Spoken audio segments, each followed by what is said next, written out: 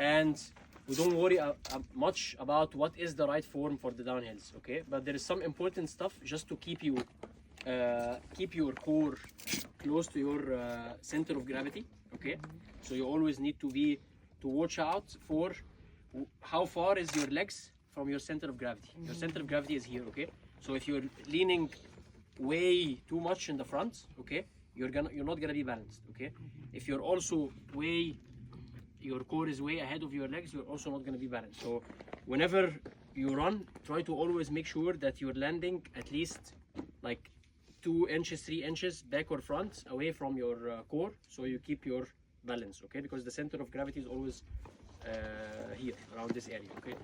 And since you're working with the gravity, there is a good thing and a bad thing.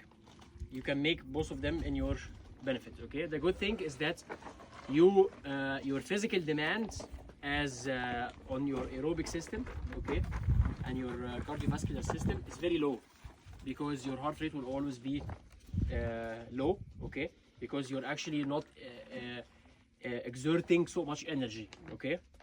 So what you should do is try to take this in your advantage and embrace the gravity, okay? So let the gravity do the work, okay? Which means that sometimes you will have to trust, okay, the process, and trust that you will be able to have the right agility and run between the rocks. And it's actually better to let the gravity do the work, even if it takes you faster on a steeper descents, okay, rather than stopping yourself, okay? Because stopping yourself means that you're losing energy. This is number one. Number two, it will eventually break your quads. So when you have you will have fatigue, and you will be tired because it's a very high concentric loading, while if you let the gravity do the work, it will be eccentric loading, okay? So it will be like an eccentric load on your quads, which is it also can destroy the quads if you don't have the right practice for it.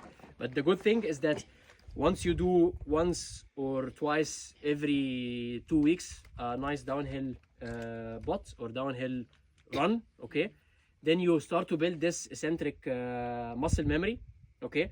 And you don't need much muscles like when you stop yourself a lot. If you stop yourself a lot, then it's just a matter of how strong is your quads. If you have a strong quads, can absorb this concentric loading, you know, like you do the squats and all of this stuff. It's similar, because you're breaking down and you're breaking yourself, and you're engaging your muscle a lot, so puts a lot of stress on your muscle, okay? So the bad thing, this is the good thing. The bad thing is that because you're working with the gravity and you're running so much faster with a higher impact, okay, it can have a very high mechanical load or mechanical stress, okay? The mechanical load means the impact, so it's a very high impact on the body. So eventually doing a lot of downhills in your training and in your most of your running is not very good for the body, okay? So you don't need to do downhills a lot to get actually good at downhills. You just need to focus on specific techniques, where we are going to talk about them now on the trails, and do it maybe make sure you get like once every week, once every 2 weeks, a nice downhill stimulus, okay, on a steeper, longer downhills, and that's good enough. That's gonna build the muscle memory, not like the uphills. The uphills you need a lot of practice. And the good thing about uphills is you can always do it on treadmill. You can practice on treadmill all the time.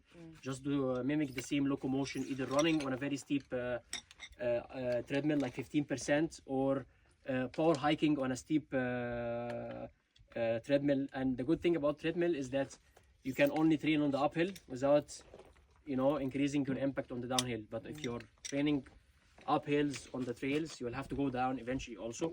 So like it's a balance. Uphill you need more training, downhill you don't need more training, okay? And it also comes with the benefit of it, or the downside of it, that uphill is a very low impact. So if you do uphills 6 days a week, you eventually your body will not break down. If you do downhills every day, it's very high mechanical load, okay? So now we're gonna go and talk about the techniques, different techniques on downhills, okay? I'm gonna do some downhills in front of you guys so you can see, and then we can test it out, and then we all descend this 2 kilometers together, okay? Right, let's go.